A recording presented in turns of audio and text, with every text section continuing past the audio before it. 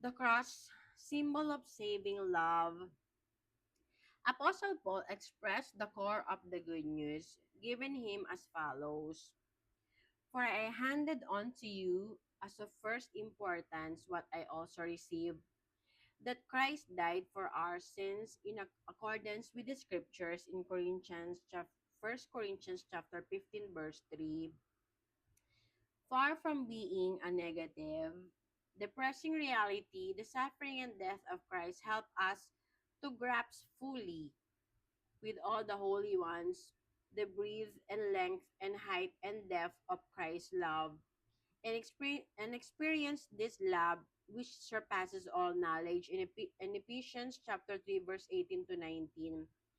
The innocent Christ's personal pain and suffering brings home to us in a way nothing else possibly could. The evil and ugliness of sin and its power in creating poverty, disease, hunger, ignorance, corruption, and death.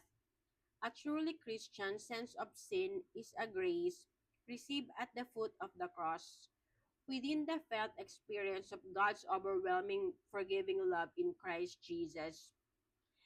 Clearly, it is not the very sufferings and death of Christ that save us, for this will make his torturers and executioners our saviors. Rather, we are saved by Lord Jesus' perfect self-giving love for his Father and for us, a love lived out to the death. In John's Gospel, Lord Jesus declares, "The Father loves me for this, that I lay down my life to take it up again. No one takes it from me. I lay it down freely," in John chapter 10, verse 17 to 18. Apostle Paul quotes an early liturgical hymn. He humbled himself, obediently accepting even death on a cross in Philippians chapter 2, verse 8. Today's liturgy expresses how Christ, in fulfillment of his Father's will, gave himself up to death, a death he freely accepted. For our sake, he opened his arms on the cross.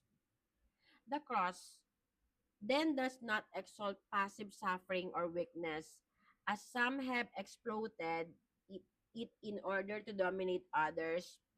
It is rather the transformation of suffering and weakness through active, total self-giving love.